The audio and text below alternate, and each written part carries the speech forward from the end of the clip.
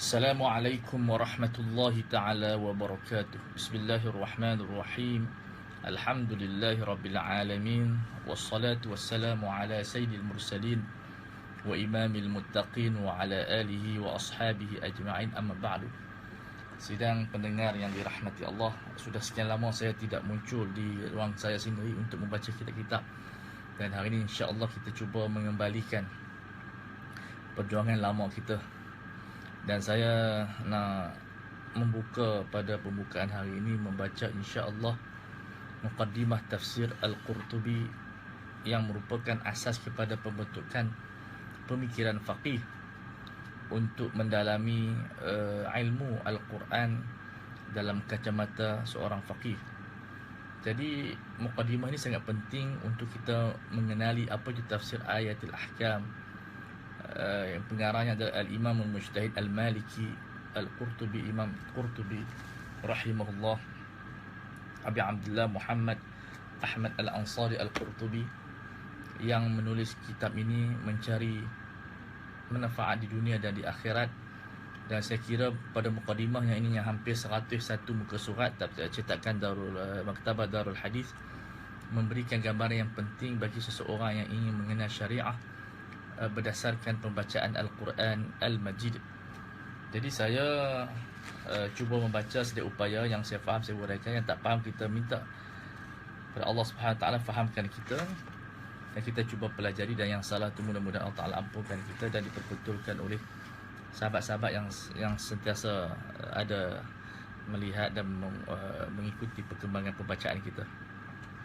Setelah Imam Qurtubi membuat muqaddimah yang begitu panjang, dengan dimulakan dengan pujian kepada Allah, Alhamdulillah al-mubtadi'u bihamdi nafsih qabla an yahmadahu hamidun ila akhirih. Saya mulakan dengan perbincangan awal Al-Imam Al-Qurtubi rahimullah. Kalau siapa yang ada tafsir Qurtubi boleh baca bersama dengan saya dan boleh memperbetulkan kalau mungkin ada kesilapan yang saya sebut atau saya huraikan atau saya baca.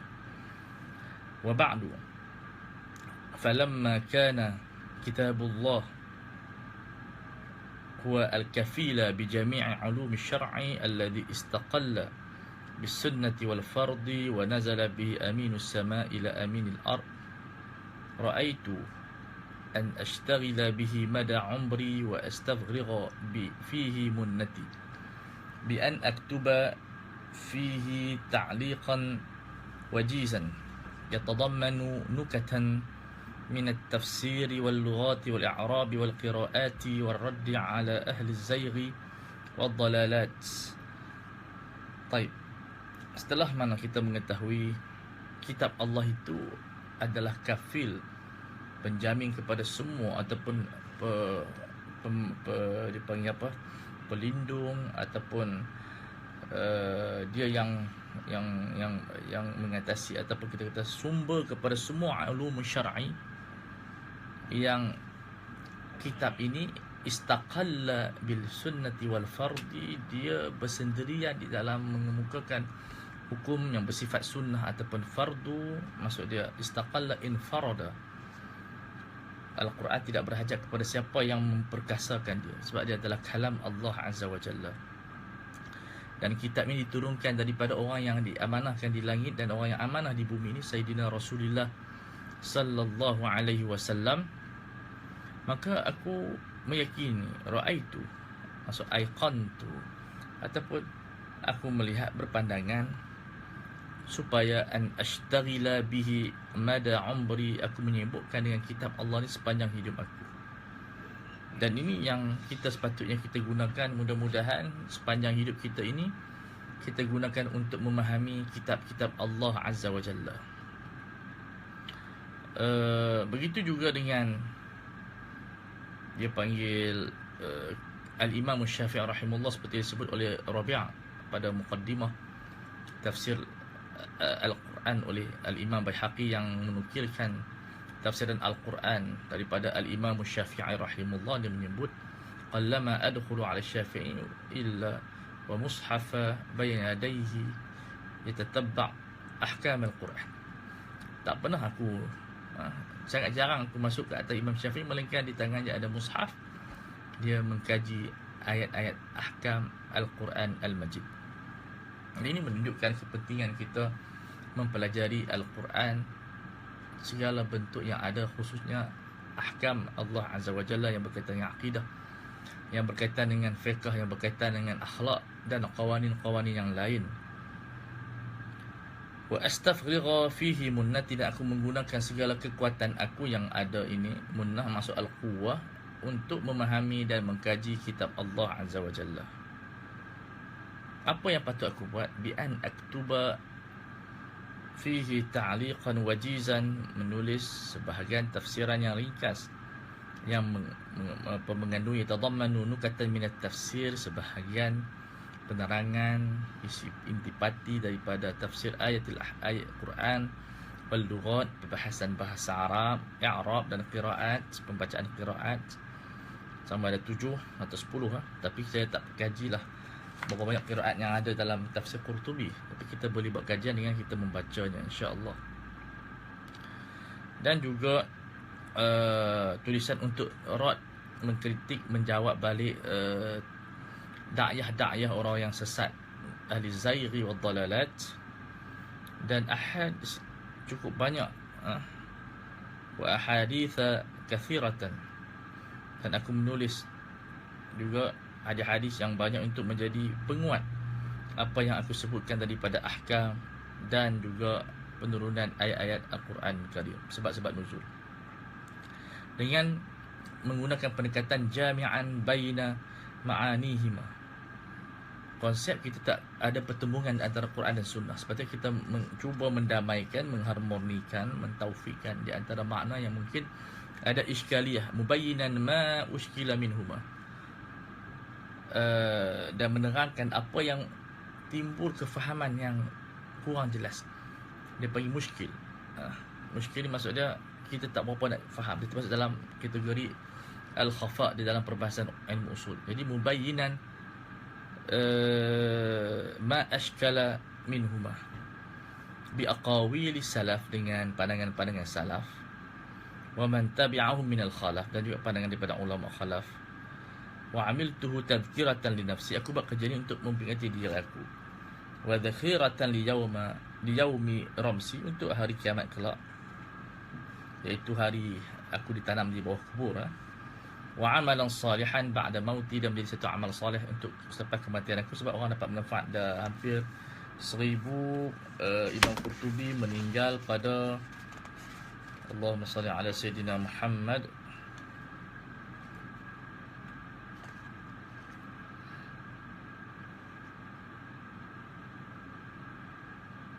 (671).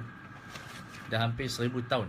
Meninggal pada 671 Hijrah, dah hampir 1000 tahun dah. 800 tahun dah buku ni.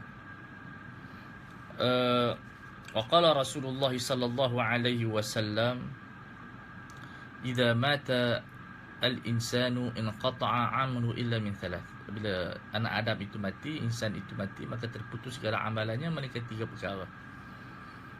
Di antaranya sedekah jariyah, sedekah jariyah yang ditafsirkan sebagai wakaf dan seumpama dengan dia, ataupun ilmin yuntafa'u bihi, dan ilmu yang memberi manfaat, yang diambil manfaatnya, dan awaladin salih, dan anak yang salih mendoakannya. Wa syarti fi hadzal kitab, manhaj Imam Qurtubi dalam penulisan kitab ini, dia meletakkan beberapa manhaj. Yang pertama, idafatul aqwali ila qailiha, menyandarkan semua perkataan, ucapan, fakta ataupun pandangan kepada orang yang berpandangan, bukan tipu-tipu dan nisbah kepada diri sendiri, tidak, nisbah kepada orang yang memberi pendapat. Ini amanah ilmiah. Kalau kita sebut pandangan ni kita ambil daripada orang, kita sebut, dan kita sandak kepada diri kita. Dan itu yang sebahagian berlaku pada kita. Kita cuba menyembunyikan siapa pemilik ucapan tersebut. Wal ahadithi ila musannifiha, dan hadis-hadis kepada penulis-penulis buku hadis, Bukhari ke Muslim dan sebagainya. Kerana apa? Fa innahu yuqalu, fani li ta'lil, li'annahu yuqalu min barakatil ilmi an yudafa al-qawlu ila qailih. Ingat kaedah, dikatakan berkat ilmu itu bila kita sandarkan ilmu itu kepada orang yang asal yang mengucapkan perkataan tersebut. wa kathiran ma yaji'ul hadithu fi kutubil fiqh wat tafsir mubhaman. Banyak hadis-hadis yang datang daripada kitab-kitab fiqh dan juga tafsir kurang difahami dengan baik. Mubham maksud dia la tattadihu dalalatu, kefahamannya kurang jelas.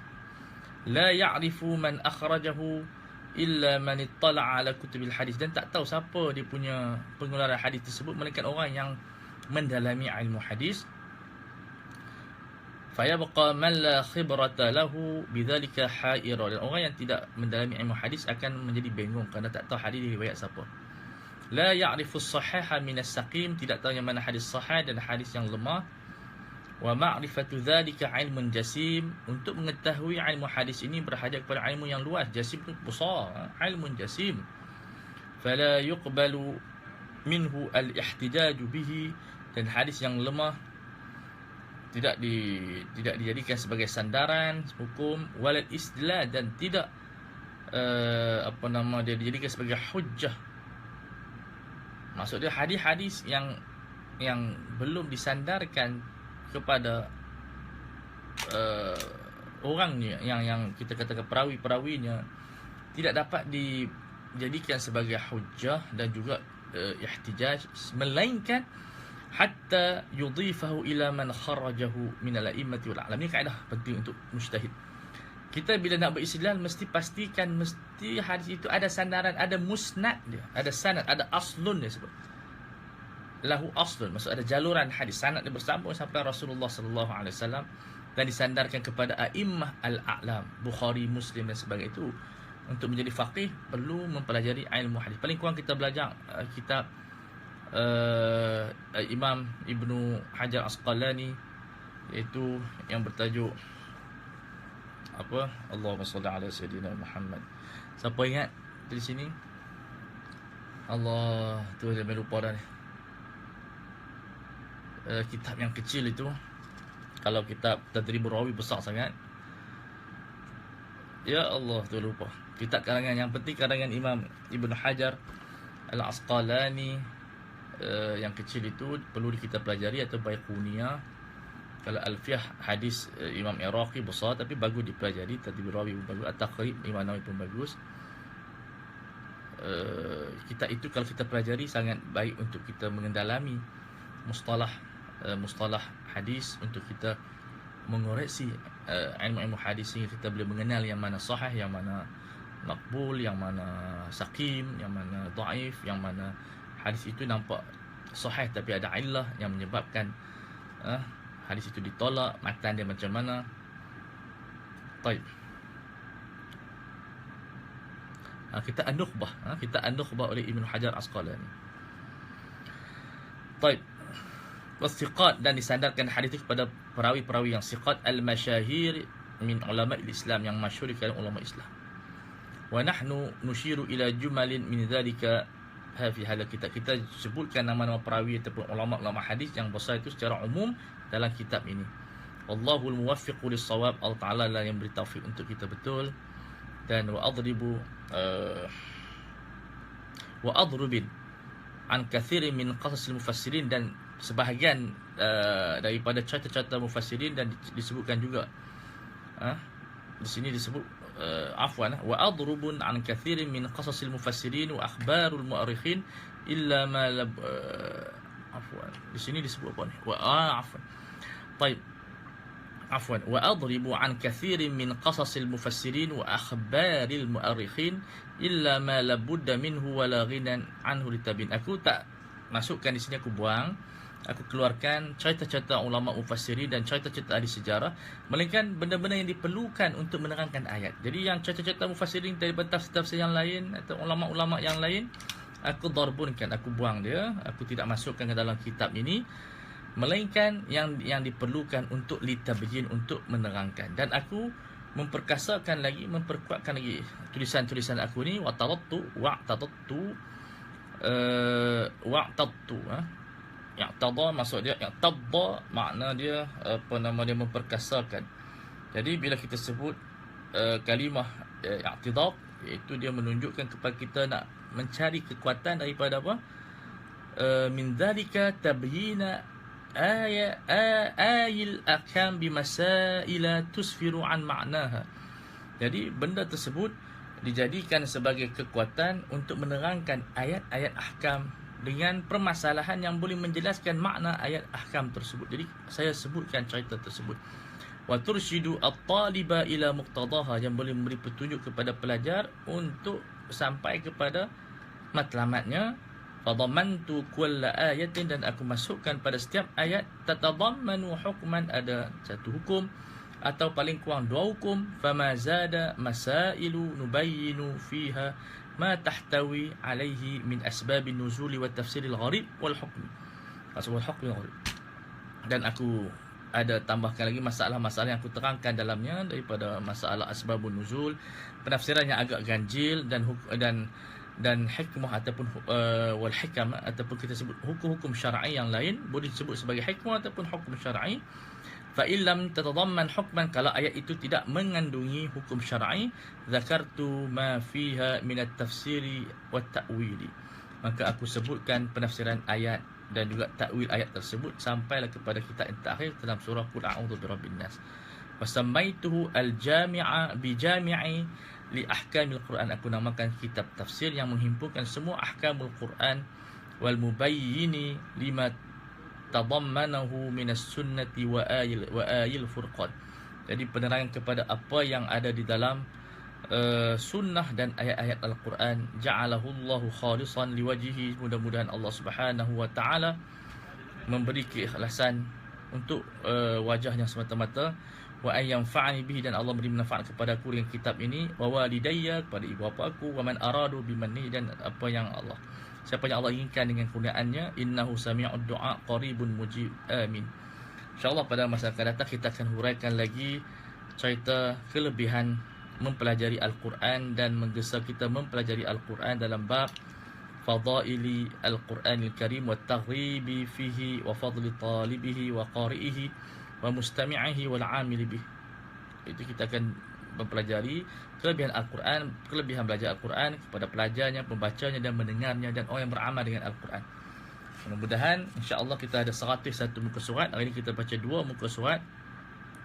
Kita ada lebih kurang 99 muka surat untuk kita mendalami muqaddimah tafsir Al-Qurtubi, yang saya rasa banyak panduan yang kita boleh dapat. Mudah-mudahan insya-Allah kalau ada masa saya akan muncul lagi. Wassallallahu ala sayyidina Muhammad wa ala alihi washabihi wasallam. Walhamdulillahirabbil alamin. Assalamualaikum warahmatullahi wabarakatuh.